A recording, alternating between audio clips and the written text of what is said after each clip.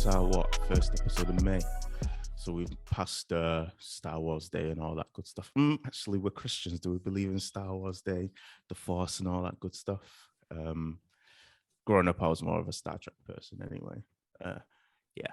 People are going to listen to this and thinking, are we at the right podcast? Yeah, you are. Don't worry, guys. This is the Second Nature podcast. My name is JIREH, joined with Anna and Aramide, the usual suspects. And what are we going to be talking about today? I'll let someone else take over and tell us. Yeah, we're going to be talking about legacy. Legacy, what you leave here when you go, whether it's to the pearly gates or to otherwise, you're going to go somewhere. So we're going to be talking, just really delving into legacy. Oh, that's actually quite sober, isn't it? It's the pearly gates analogy that makes me laugh because people only ever use that in like a comedic setting. It's like, you're ever going to make it to the pearly gates? You go straight to hell. If you get to heaven and you don't see me there, you must certainly... You are not in heaven. Yeah, you are in hell. What do you guys think about the word legacy? Like, what comes to mind when you think of legacy? Generational wealth or generational curses. Impact. I have impacted people's lives and the planet. Oh yeah, of course, the planet. That's true. I only ever think about it in like sports terms, like who's the greatest of all time, what's their legacy is. You know, Messi, Michael Jordan, Tiger Woods, Lewis Hamilton, if people want to say that. That kind of good stuff. And that's because in the sports world, they use the word legacy like so much. They debate on it every single day, the impact that people have for others and how that interacts with people's upbringings, etc. And I guess the reason I wanted to talk about this, because, you know, there was a few people that passed away this week. And there's also people that passed away in 2022 and somewhat also during the pandemic. And I was thinking, the impacts of those people going. I was also thinking about my mum passing away in December and how that impacts, I guess, me and my brothers and the family that she's left behind. And it really just got me thinking about legacy. And it reminded me of a Bible study that I did once where we discussed the legacy as Christians as what we should have.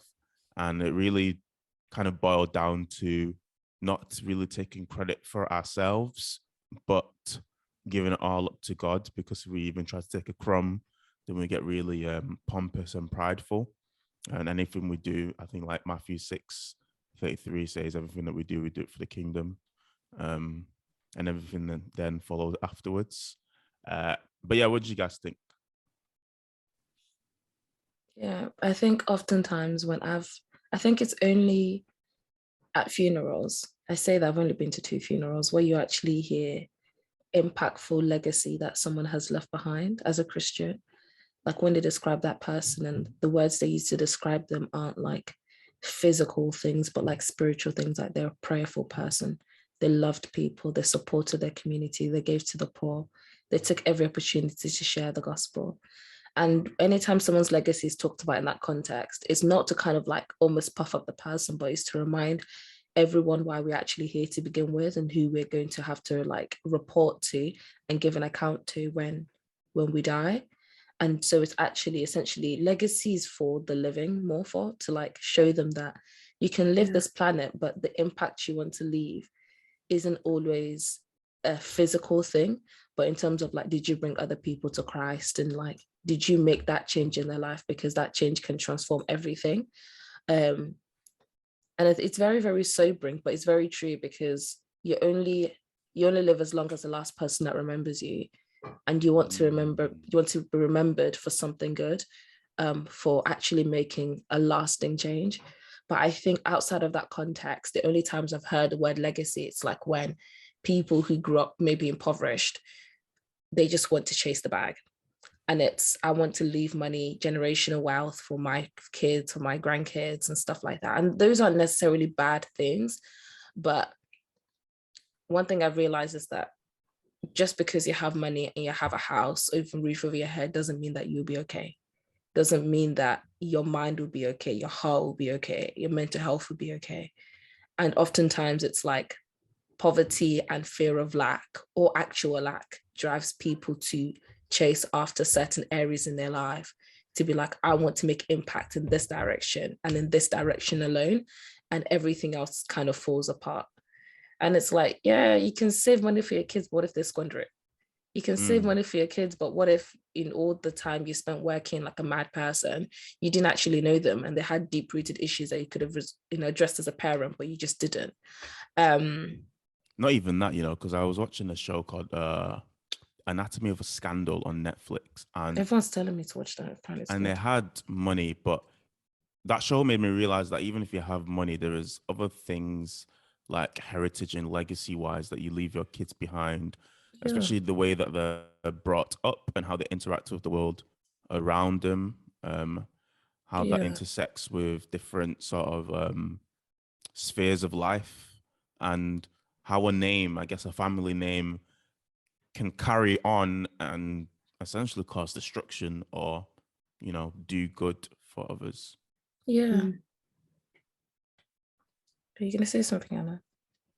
Oh, like I was just thinking going off what you said, how it's very sobering, and really you don't really think about someone's legacy or what they've left behind until their funeral, until they've died. And that's when you really reflect on it. That's when you realize how much of an impact they have because of all the people that come out for the funeral, or of all the things that people say about them, all the tributes and people speaking about how much that put when Kobe died, I was just like, damn, this guy had impact. Like people who didn't even, really watch basketball were impacted by him, and his death hit them. And like people were talking about how, he's a role model to them, even though they don't watch basketball, because of his achievements and all that kind of stuff. So it was really interesting, but we would have never known that until he died, you know what I mean? So I think that's like one of the main things that it's really weird. But I'll say one thing, I think it's important it's part of what we need to do to leave a legacy, because if you're trying to be Christ-like, that's what Jesus did. Jesus left a legacy that's over 2,000 years old and still ongoing. So I think it's an important part of our Christian lives to strive for that. Obviously, when we think about like legacy and heritage, like ARAMIDE said, maybe property, obviously a reputation, traditions, or even like a position in life. We remember that even in Genesis, God told Abraham that he was going to be the father of many nations, and that God was establishing a new people. So it's not like, we're just living life for ourselves, and then when we go, that's it. God had already had it in mind that there was going to be people who were going to go before you and that will set things up in future generations for you. So even before you were born, there was already things set in place. I really forgot what I was going to say. I heard something. Yeah, go ahead. I think in Hebrews, I like to call it the Hall of Faith, where they talks about like all those people who had great faith. And I think sometimes we like, honestly, I think that's the Hall of Faith, because it just lists them all. Like they all had amazing, like crazy faith for God. And I think especially like in this, I don't want to say new age. Ridiculous. What'd you say? I said their stats were ridiculous. Bruh. 2 wives, and it's like 7 concubines. Okay, no, those are not the goats. legacies we're chasing after. Amen. But I find it so interesting that in this, not new age Christianity, because when we get older, there's also going to be a slightly different version of Christianity that people are chasing after, and oftentimes this new version of Christianity is almost isolated, like in terms of like, I'm chasing God for me. my relationship with God is between me and God alone. You know, I don't necessarily need to go to church because all I need is a relationship with God and me. But it's like, actually the baton has been passed to us. So same way that we can look into the Bible, we can say like, okay, people like Esther, people like Paul, people like Abraham, people like Moses that had great faith in God, how they've inspired us, we can actually inspire others. So it kind of takes living like that concept of like having a lot of faith in God and really pursuing God. It takes it out of the Bible, and actually we can act it out, and other people can see that, right? Because it talks about how there's such a great cloud of witnesses. We're not just witnessing to them in like charity, but we're actually witnessing to them by showing them what Christian is, and that can be passed on. But I think people sometimes forget that we also have a responsibility to leave that legacy behind. God wants us to leave a good legacy behind, right? Because all the Christians that were persecuted, that faith, other Christians saw it and they said, wow, you know, even if you died, it's actually great gain because you reconciled with your father. If you're alive, he's still living through you, so you're okay. And so the walk that we have isn't for ourselves. And I think it's so easy to forget that because people are like, oh, church has hurt me, so I must leave. Society isn't good, so I must leave. I don't know, leadership isn't conforming to my personal ideals, so I must leave. And my walk is just me when no one is keeping me accountable. And I'm like, you know what, I'm not hurting anybody, so surely God is in agreement with this. But it's like, no, your walk is bigger than you, actually. What God wants to do through you is bigger than your own ambitions. And I think that when we have that mindset, it calls us to that place of fellowship, not just with God, but also with other people as well. Yeah, like when you were saying that, it really made me think that people seem to forget that Christianity is like a community that we essentially live in. So I don't understand how you can live a life without the community aspect of it. I mean, several times in the Bible, it talks about the fact that we are the body and we have different parts. I guess people are suffering from main character syndrome. So they believe that they're the only ones that matters. And somehow, even in Christianity, it seeped into the point where people believe that I'm the most important, I'm the only one that can do it right. And everybody look at me, rather than even pointing towards others that can be helpful or others that can, you know, lead the way. Everyone thinks that they must go ahead of everyone else. People don't even realize that the legacies of their honestly, people don't even realize the legacies that their parents could have left, and they're just thinking legacy and generational wealth will start with me. But the generational wealth aspect is always like money related. It's never about anything good or godly heritage that their family has installed into them, whether that's the way they behave, even customs and traditions that's in their family. And it reminded me of something that was said today when we were in church, that, you know, there's traditions that elders will say that we do that isn't godly at all. But they'll tell us to carry that. But we have the opportunity to do something completely different.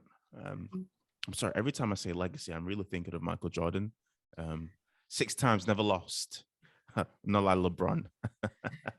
All you LeBron fans, if you're listening, right? But yeah, and I guess I'll ask the question: what's the purpose? The purpose of this all? It feels like a very broad question. It's like me saying, "What's the purpose of Christianity?" But what's the purpose of like our heritage and our legacy? Because it's not something that's just we skirt over, because clearly God cares about it. We see through the Bible that before Jesus even comes, there's a lineage, and that lineage comes with a inheritance. The Bible always tells us that we've inherited things in our new Christianity. So yeah, let me leave the floor open with that while I do some important stuff. Wait, what's the question? What's the purpose of legacy and inheritance? It's a broad question, isn't it? You're thinking, oh, I don't know how to answer that. No, I have an answer, but I just didn't know. But I also feel like the answer is equally broad to know Jesus and to make Jesus known. Yeah, I think that's the legacy we ought to leave behind. And I think it's not just obviously that's very broad, but is to almost like insert Jesus in every aspect of our lives, because like you said, JIREH, like we inherit a lot from the people around us, from our cultural backgrounds, what our parents have learned, even how they parented us, the values that we have in our community, whatever is prized in our community, right? Whatever our church is about, like we take in so much, and it's important that whatever it is that we choose to bring forward and we choose to show to the world about, okay, this is who I am, this is where I'm from, is first and foremost that you're a Christian. That should supersede every identity that you have. First of all, every single identity comes second, because Jesus is meant to be on top. And also every aspect of your culture that you partake in that needs Jesus, like that's not necessarily aligned with the will of God, you have to replace that with Jesus. And yeah, I'm trying to think. And I think we owe it to the next generation as well, to keep on improving as people. For example, if let's say, for example, you had parents that were really angry people, if you wanted to, let's say, go forward to have a child, it's important that you think, okay, is this particular characteristic, suitable for a Christian? You need to be gentle, slow to speak, quick to listen. Did you shake your head? I was responding to a question that Anna asked, but that was off screen. So okay. I was like, oh, you want to be fast to speak and slow to listen? You want to be angry? But yeah, so like, is those aspects is really important that we check ourselves and think, okay, with also me obviously, showcasing Jesus to everyone, I also need to make sure that my character and the things I believe in within my own cultural context as well align with the will of God. What do you think, Anna? I would say that like, oh, I had something that was just gone. Wait, sorry, give me a second. I'm back. While you're thinking, can we just say that as of the recording today, there's a new Doctor Who is black? Yeah, Shitty Gatwa. Have I? Let me not even yeah, talk you too would know much. because you watch a show that you shouldn't be watching. Woo! That you Exposure. proudly watch. You nearly exposed yourself. No, but you finished it for me. Thank you. Yes. This walk is a walk in progress. Amen. Amen. And the Lord is assisting us in every aspect. Amen. And sometimes we fall and we stand back we up. fall down, but we get up. That song has been For the non-stop, same in my becomes a sin who falls down. I heard the song for the first time on Girlfriends. Girlfriends, really? On Girlfriends, yeah. And I was like, wait, did they make the song for the series? Like, it's sick. But Girlfriends is a heavily toxic show about women. Oh, I stopped watching it after like a few episodes after that. It was too chaotic for me. Yeah. I guess even with Doctor Who, there's a legacy there from the very first Doctor to, I guess now a black Doctor.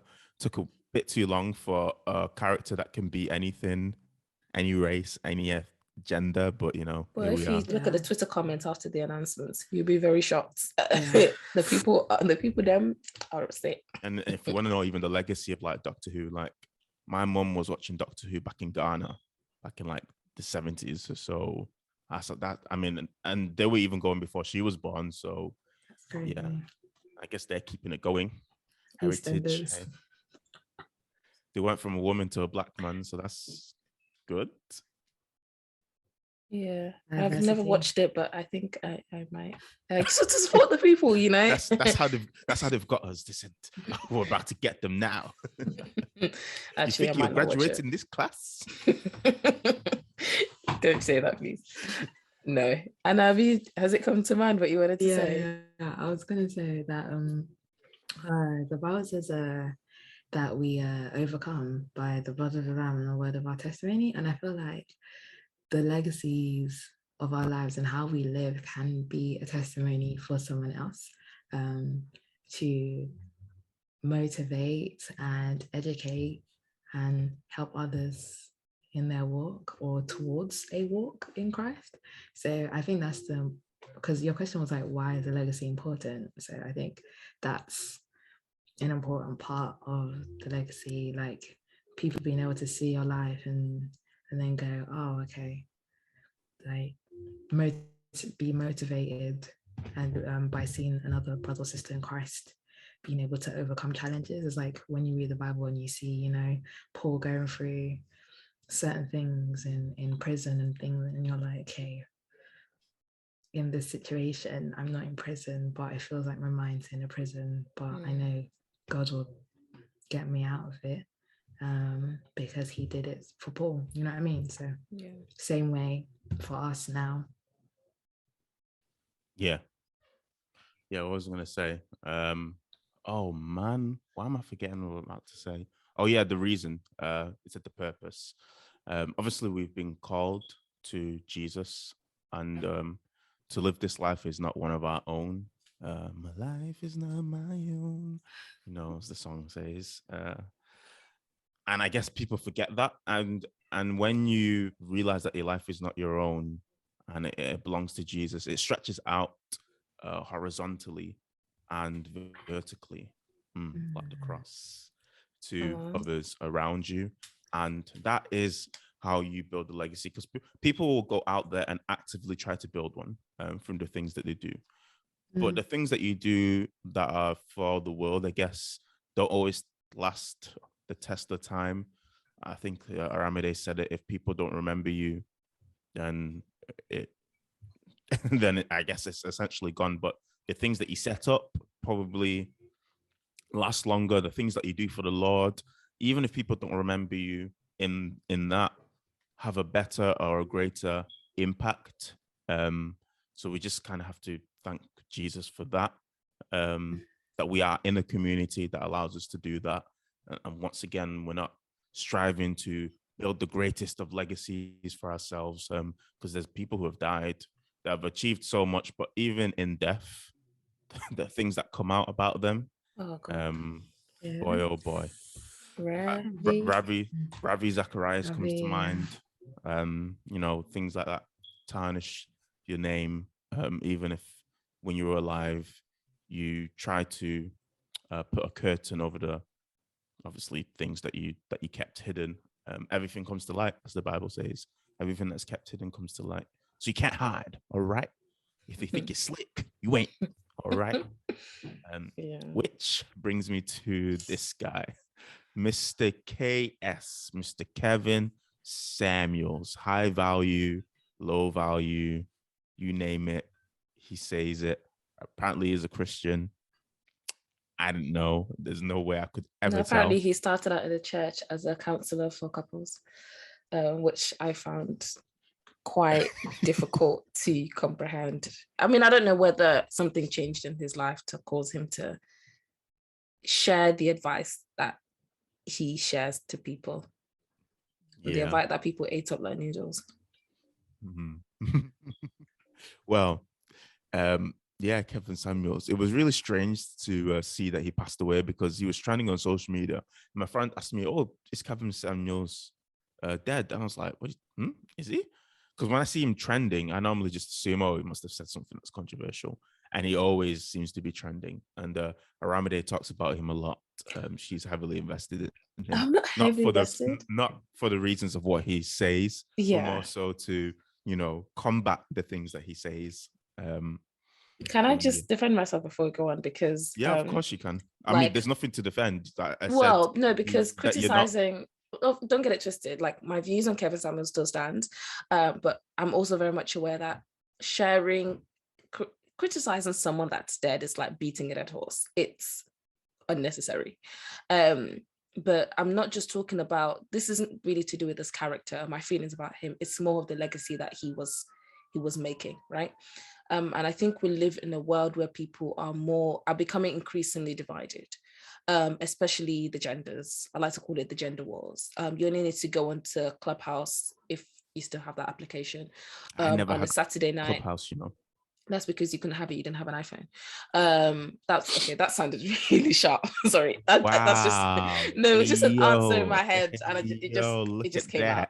that. But you would find See, this is why men and Kevin women. Samuels talks the way he talks. Okay. Okay, so you would find men and women shouting at each other on a Saturday night. Obviously, that's now moved to Twitter Spaces, and I felt that his Hey, content. what's our opinion on Twitter Spaces? Because it seems people are really busy even during working hours. It's really I can't lie. It giving depends on who you jobless. follow.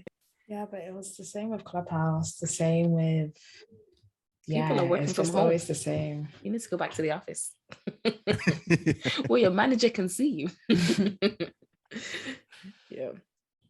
I've not really used Twitter Spaces much. I did use it to see, because they were having conversations about Kevin Samuels, obviously, when he was dead, or after he died. And some of the conversations were, I have to say, more toxic than what he would share. I was like, wow, he really roused people up. But my thing was, I felt like he was setting a really dangerous precedent. Apparently, some people believed that what he was saying was actually true, and he was putting to words what a lot of people would think in their heads but weren't saying. And obviously, Right. revelation and insight are good things. I just felt like it reduced people down to their material things or what they looked like. And I was like, when God formed us, he made us whole individuals. So you can't define me as a person. So you can't define Aramide by the money that's in her account and whether or not she has children. Which was what he would, or my age. So it's not because, oh, you're 30, you have a kid, so you're washed out. And you're overweight, so you're washed out.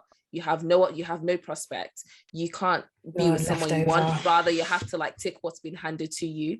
And you should be lucky if a man that has more than two pence to rub together.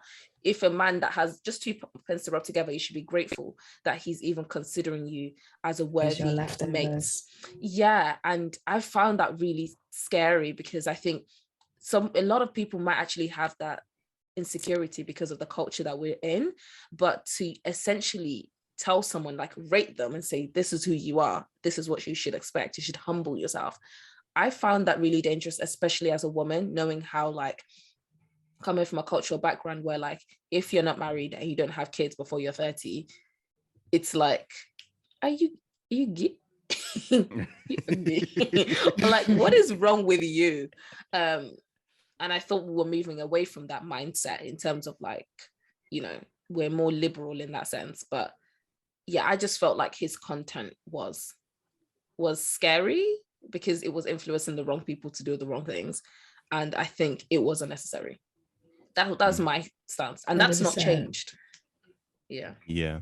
For me, the legacy that Kevin Samuels carries, and this is another thing about legacy. People always assume that's a positive thing, but impact is not positive or negative. Impact is just a reaction to something. And Kevin Samuels, I want to say teachings or words were really sort of, you know how the Bible talks about God looks at the inward parts and looks at the heart, but man looks on the outside. That's exactly what Kevin Samuels was doing. Anything possible that was attributed to you in physicality is what he would tell people to look for in relationships. Now, that's not how you build relationships. Those are factors, but they're not the be all and end all. There are intrinsic things, intangible things that are really, really important in relationships. So how much money you make, sorry, people will say it's important. It's not that important because in the Bible, there are several times where God brought people together and they're probably not even in the same social ladder or the same economic playing field. But yeah, when there's a purpose and there is a focus that's needed, it's there. And Kevin Samuels essentially empowered men who were already empowered, let's just say that, to be even more picky than they already were. And the people that were lapping his information up weren't really people who were looking to settle down anyway. They're just people that were instead of, because they now had a long list of women that they wanted to go after, they were trying to eliminate the process so they could make it easier for themselves. They said, not that one, not that one, not that one. I'll take her. I'll take like DMX. I'll take Becky, Keisha, Laranja, and all that. Like, not Laranja. I can't lie. I don't think it was the rich people that were listening to Kevin Samuels. I'm not even to be shady or anything, but like, I don't know about you guys, but when I was on Clubhouse, there was a particular room that I think I visited twice, and I was just a bit weirded out by it, because it was about like women, like going back to the good old days of like, as a woman, using your feminine your feminine vibes, essence, there we go. Time is of the essence. To like capture a high value man, essentially. So it was like kind of going back to like the ideas of like the Stepford wife, you know, always looking after yourself in a certain way, you know, and they'd even tell you, can you guys hear me okay? Yeah. And they'd even tell you, like, for example, you know, if you want to capture, if you want to attract a certain man, for example, don't wear a wig, wear your natural hair.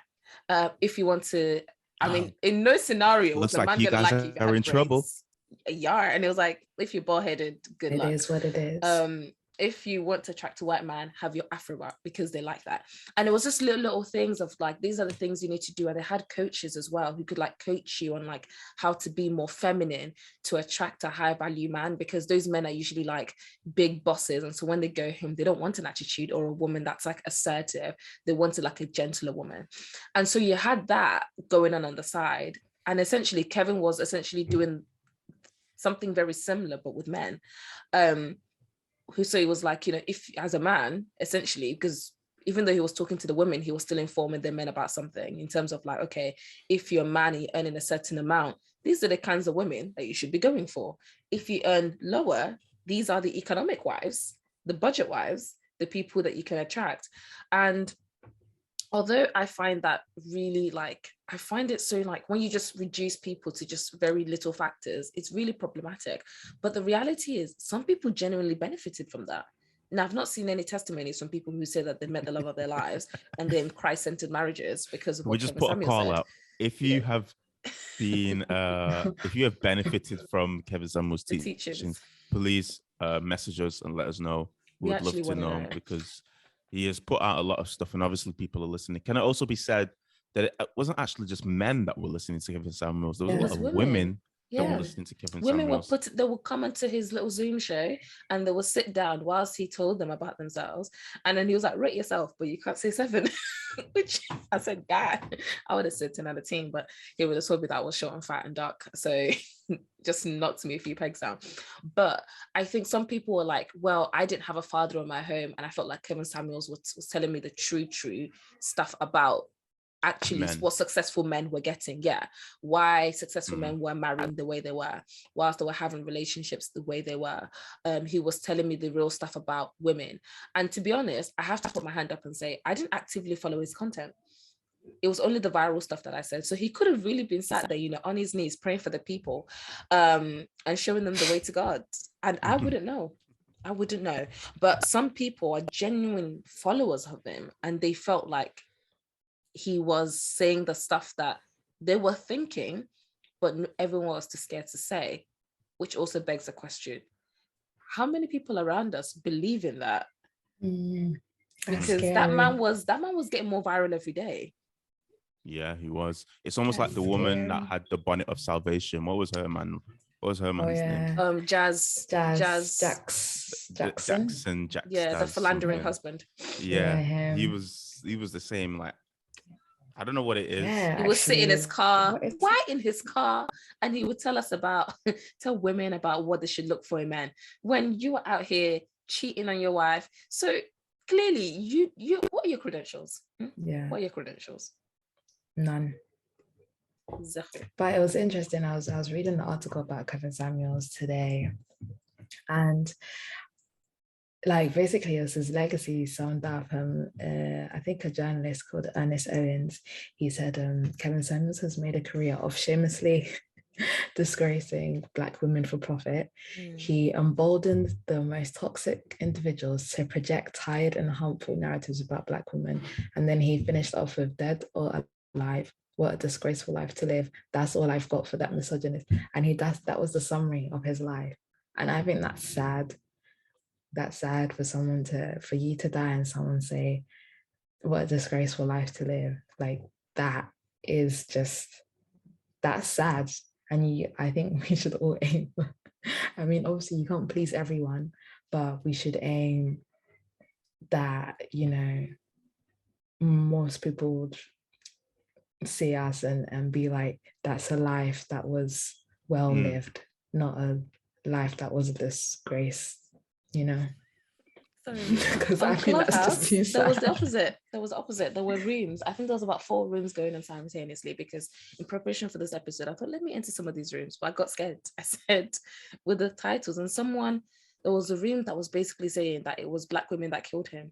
Like, how like a lot of people, when like they're up and coming and like they're about to just hit that spot and they're just doing so well in that trajectory, and they were like, it's literally the negativity of women and everyone that was disgruntled by the things that he said. Those are the people that killed him, because actually he was doing good for the Black community. What? That's crazy. Yeah. Well, so I think legacy depends on which side you're looking at it from. That's what I'm saying. You can't please everyone, but there are some who you. Yeah. But at the end of the day, you want God to say that your life was well lived. Because he's the one that matters in the end. Yeah. I wonder who's going to take up that baton. I'm sure there's probably up and coming people like him who maybe just didn't have a Hermes belt to wear, which is probably why they're not getting the followers they want. And the funding. Yeah. But now that Kevin, God bless his soul, God save him, now that he's out of the way. Gaps in the market. Everyone can get it. There is definitely a gap in the market, and I'm thinking that someone like his disciple is now coming to not disciple not entrepreneurship. Not the rock he's going to build his not apprenticeship. Because when I was in some of the Twitter spaces, I listened briefly, and albeit there was like some negative stuff that was said about him, there was a lot of people that seemed to be very thankful for him. And it was weird because there was people that were coming to his defense saying, a man has just died, you shouldn't say such negative stuff about him, which I also get. That is true. But when people were saying that, they were getting flamed. So Ovi from Love Island was saying it's weird to be, making jokes or etc., or being so negative about a man that's died, even if you disagreed with him about the things that he said. But it was more than just disagreeing, because obviously the format. People told Ovi to just shut his mouth and eat his food, and that man has been silent until then. They said, face your front, okay? Do what we pay you to do. And he said nothing since, and that's not very nice, because he got silenced by the masses. Did he deserve it? I don't know. I don't think so. Sometimes you don't need to speak. That's what I always think. Sometimes it's better to just, keep quiet about stuff, especially when it's stuff that's not relation to yourself, really, things that won't really give you much clout. I think people are trying to go for clout or a certain sort of crowd. Like you were saying, ARAMIDE, because you said you were in a few spaces or clubhouse things and people were very aggressive. And the Twitter one, like someone said hello and someone was like, you shut the blank up. And I was like, that they just breathed, like they've not said anything, and everyone was catching strays. It was like, you Black men, you need to sit down, especially if you're from South Africa. And then that got extended to the whole of Africa. And I was like, and then they even had receipts of people, and it was like, so you said this, you're part of the problem. Strays everywhere. And I guess when I'm thinking about Kevin Samuels, what I think about is aggression. Even though he was very calm in the way he said things, it came across as aggressive. There was even a young man, the video that ARAMIDE sent me. Oh my God! Where this guy was expecting women to come to him. So this is the thing about Kevin Samuels. Everyone always assumes that he was directly devaluing women. I think he devalued everybody. Yeah, he was everybody. He was equal opportunity for everybody. It seems like he just had a disdain for people. I don't All know people. how. Yeah, he was a relationship person, because he was telling this young man that you have no money, you're overweight, you don't have a good job, and you have a small apparatus. So how do you expect a woman to be coming to you? And the guy was just so silent. That's something that always gets me about the people that call into Kevin Samuels. They are always quiet. They never argue back. It's almost like he's hit them with reality. And in some truth, when he speaks, it feels like he's speaking into their reality that they already knew, but they just wanted something else to, What is it? to make them feel Solution. better. Yeah. Words of affirmation, empowerment. That's not what Kevin Samuels is. He's not I can't lie. about Those empowerment. people that go to him, I feel like they like being in pain, because I could tell someone that for free, and you didn't need to call me on Zoom. Kidding, I wouldn't. Masochist. But it's like, yeah, it's like, this character. If you watch this content, you know that he dislikes people who are overweight, people who don't have a lot of money, people who aren't, I guess, society's norm of attractiveness. Like, and if your Yeah, body's yeah. Let's be said. like, If you're attractive, you're not going to Kevin Samuels. yeah, you're not going to him. What's he gonna tell you? Yeah, That's why I never spoke to him. I'm done. it's like when people used to ask Gordon Ramsay to rate their dinners. It's like, he's gonna cuss it out, but you're doing it anyway. Like, some people are just like that. They're masochists for real. Yeah, but those people never send actually good quality dinners. They will put like, Yeah, that's what I'm saying. It's the same vibe where, like, it's not good. Why are you going to him? Because he's just gonna cut you down, but they're doing it anyway. Yeah, I mean, when you said Gordon Ramsay, it reminded me of a video of this woman that presented him with a salad and some vegetables. Oh no, some salad that had tofu in it. And he said, so you spent 2-3 hours saying that you cooked, but you just put a salad on a plate and served it to me. And she looked gobsmacked. And at first I was like, yeah, what's wrong with that? Then I realized, wait, she didn't actually cook. Yeah. I mean, wait, she did actually toast the almonds. Oh, okay. Okay. Okay. Okay, whatever that means. Yeah, she just put that on a plate. Gordon Ramsay has probably gonna have a good legacy when he leaves. All the restaurants that he impacted, lots of restaurants, lots of people in management, lots of future chefs. And that's just doing something that he loves doing, something that helps people. Yeah, is there anyone else that we can really think about before we come to the main person on legacy and heritage and impact? Because Maybe you already mentioned Kobe politicians. Bryant. Politicians. I can't lie. I feel like, especially within certain economies, I'm not saying which countries, because I don't want us to be the poster boy for this any much longer. But it's like, with a lot of countries, when you have like a government that's really corrupt, when that leader leaves, the person they leave that takes over is always much worse. And that's like a dangerous legacy, right? Because it's like the worst are teaching the worst. Now people just know how to lie better, how to connive better. They learn how to hide the evil that they do because they saw someone else get flogged in the streets for it. So now they know how to hide it. And I think legacy obviously can go in a way where it can leave positive, lasting change, but it can also do the opposite, where people are much worse. And that's one particular legacy that I would just like to see dead. Yeah. Absolutely. Yeah. I think the world needs it. I think people need it. Because even the people with the best meaning intention, they enter certain positions of power, and it's like they just sit in a chair that's been made for them. Yeah, and they get corrupt and they leave, and it's like, what have you done? What have you done? And the next person takes over and over and over and over. And I don't think that's God's intention for government. I don't think that's God's intention for our leaders. So yeah, that's one legacy that I think just needs to go. Yeah, there are a lot of politicians and even royalty really that just carry on, and they know what it is about heritage and legacy. That's their bread and butter to keep this going for the legacies. Even I was about to say high value families. I mean, high class families even know this to keep things going for the next generation. Basketball mode. Yeah, that's I mean, people that are in high class families, that is their purpose, to keep things going for the next generation, whether it's good or bad, as long as they have some sort of foundation. And sometimes it's by any means necessary, Yes. where, you know, the legacy comes before everything else, and that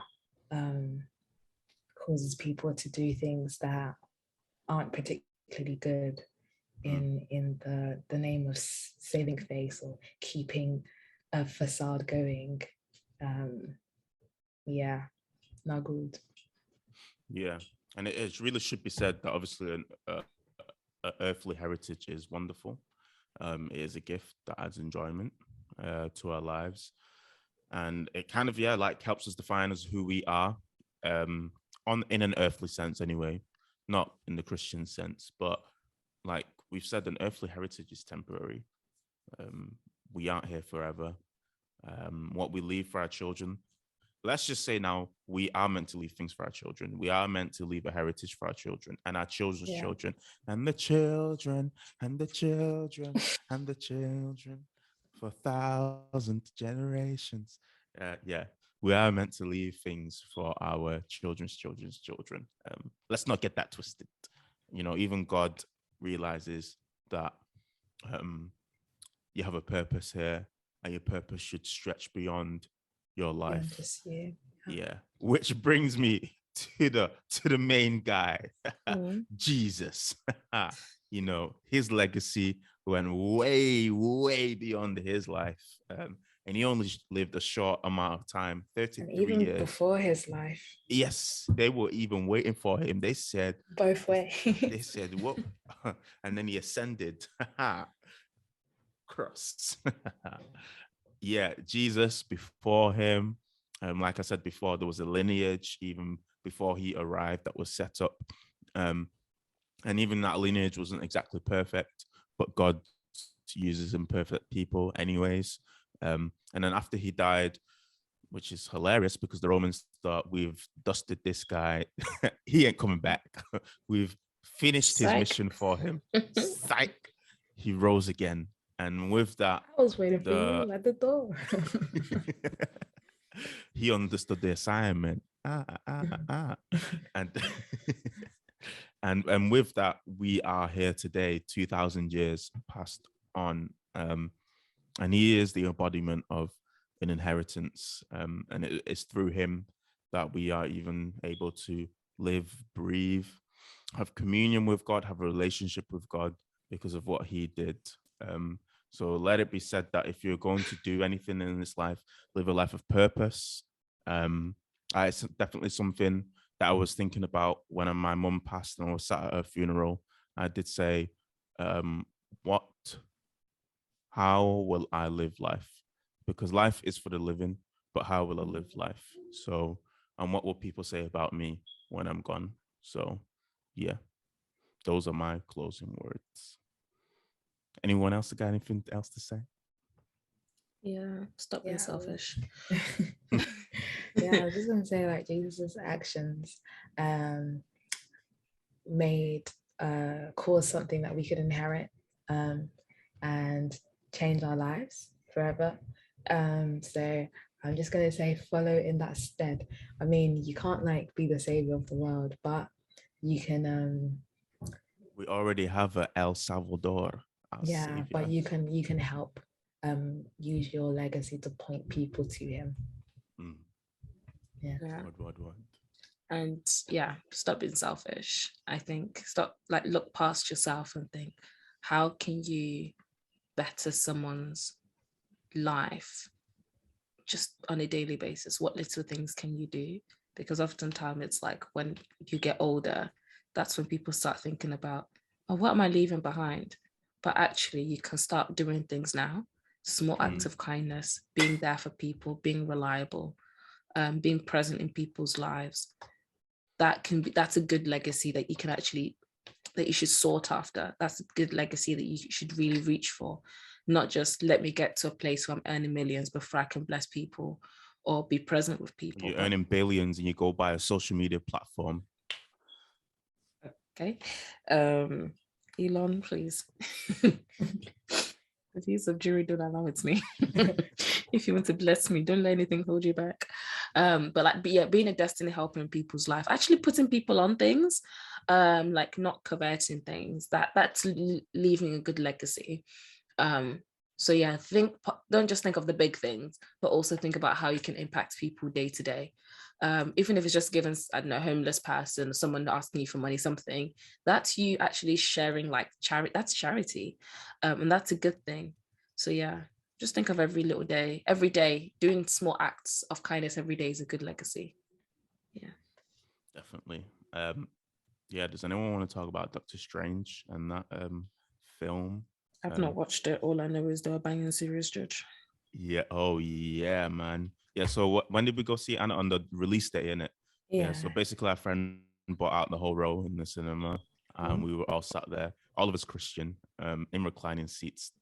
Mwah, delightful, exquisite. But at the end of the film, I was just like, "Rah, what? That was mad judging that. You better start praying in tongues." What kind of judge were they doing? Was it like a horror movie? Came in a black Benz? Yeah, it was like a horror movie, and a horror movie. Yeah, it because was Sam Raimi, The Conjuring. Yeah, Sam Raimi was the director, so it was to be expected. Because it was like maybe like 20, 30 minutes into the film when they were like throwing scares, and I thought, wait, this isn't really like Doctor Strange. What do you mean scares? As in they were scaring you. But this is a Marvel movie, not MCU. This is why not MCU. Sorry, not DC. Like I expect that scary stuff. This is why I said the director matters, because that director is good at making like horror films or suspenseful films. But yeah, the imagery was crazy, and yeah, we won't spoil it for you. But if you do watch it, hit us up, let us know what you think. I've already seen some people talk about it already. And I mean, there's a space going on right now. Oh, is there? Yeah. On Sunday, 8:10. Okay. Yeah, and I think I was saying to when I was driving home to my wife and our friend that isn't it weird that like 10 years ago I don't think a movie like this could have come out, but as time has gone on, it seems like we are becoming more desensitized to like violence, the things of darkness, and just things like that. And the reason I say that is because things like not just that film, it's just what we watch on Netflix is really like essentially grooming it has us. Like there's a lot of like kind of like spiritual kind of like magics and fam, you see those star sign babes and crystal people. They're gonna love this. Yeah. Even that there was that Sherlock Holmes TV show on Netflix, but it had like powered people in it. I can't remember the name. Sherlock Holmes. Yeah, it was like Sherlock Holmes, but it was based around like kids who were working with Sherlock Holmes, and they were like powered. Oh yes, that sounds like child slavery. Do they not have a union? But it was like Sherlock Holmes just became. No, I mean like it was just like all to do with like magics and incantations and runes. Like it was giving witchcraft, and like same as like WandaVision as well. WandaVision was like a teaser, like a little nibble before you get to Doctor Strange. Yeah, but I mean, if you've read the Doctor Strange comics, it just gets worse from here. I can't lie. I knew this about Doctor Strange. Yeah, it just I don't know if I want to watch the movie now. I don't. You should watch it. It's good. You should watch it. It's actually really good. But I don't want That's it to be like. I don't want to see any witch doctors. I don't want to see any sacrifices. Like I don't want to see any chanting and go around in a circle of people putting their legs on walls. I don't want to see any of that. JIREH is like, actually, that's the whole movie from start to finish. You'll struggle to find any parts that aren't related to witchcraft. That's so funny. We're talking about a magical guy here. What? Of course, there's gonna. I'm sorry. No, that's but it what's doesn't wrong. have to be. I'm sorry. Like Iron Man at no point was ever like rubbing He's herbs not together. magic. Because He's he's not a technology. magician. Exactly. Like when we're watching Harry Potter. I'm sorry, that's witchcraft. I read Harry and his Potter, boys. and it was okay. Oh, really? Okay. To be honest, I read it if I it's- was a Christian, and I enjoyed it If thoroughly. it's not for God, he's of the devil. You know what? That's what I was trying to remember. You know, Eternals. I felt like that had so many undertones of God, like this great creator, and I was like, but this creator that you guys have doesn't love you. Just wants to kill everybody dead.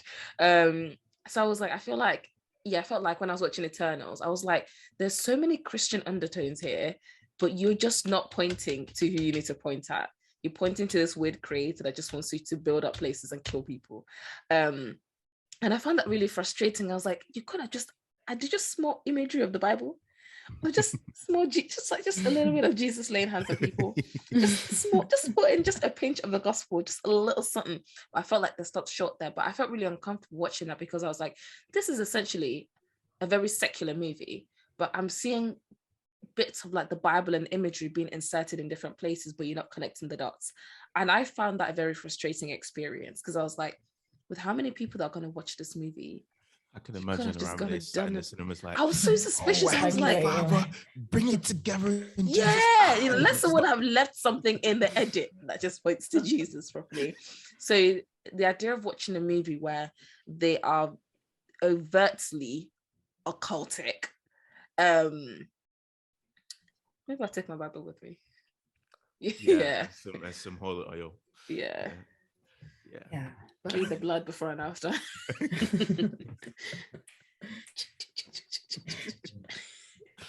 And well, guys, I guess we'll end it here.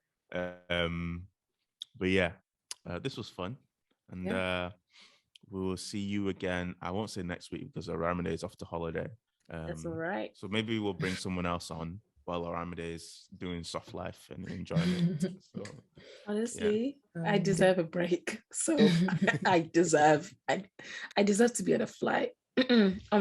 No, there's no sickness here. There's only wellness. I need to drink water. Honestly, I've told myself I will have fun by force. I must do. Yeah. I don't know if you can force fun, but no, I can. I can't come back and be like, yeah, I've done nothing. I'm just watching Netflix. Fun is a mindset. Yeah, exactly. Even if it's raining, even if it's pouring, even if someone steals something from me, I will have fun. Okay, no, maybe not. Let me not say that out loud. But yeah, I must. Because this country is bad vibes. So you have to get your fun somewhere. Yeah. Well, have fun in Greece. But yeah, guys, let us know what you think about the movie and let us know what you think about Kevin KS.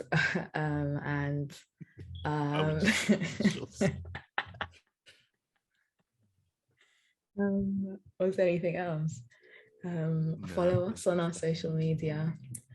If you want to follow me on Instagram, J_AN95, then you can do,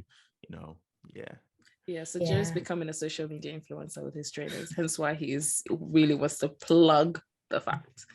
And if he's doing that, I'm going to do the same. My Instagram handle is ARAMIDE_Y. Aren't you on private? Yeah. Anyways, J_AN95. That's my Insta. Yeah. If you want to follow it, you can do. And obviously, follow the Second Nature podcast accounts on YouTube. Subscribe. I remember when we were doing the whole road to 100, but we passed that a long time ago. I didn't even realize. Yeah, we need to set a new goal now. Yeah, the road to 200. Let's go. New levels. But yeah, leave a comment. Well, actually, leave comments for us. Because no one really likes leaving comments for us. I don't know. You guys don't like talking to us or what? Like, people like to talk to us physically. So why are you moving like a guy in the road? Like, you don't want to talk to me or what? Don't be rude. People will come up to us and talk to us about the episode, but they won't leave a comment. Listen, my friend, if I start giving you silent treatment,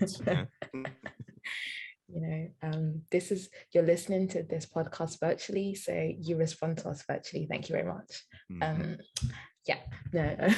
yeah, thanks for listening, guys. Peace. Bye.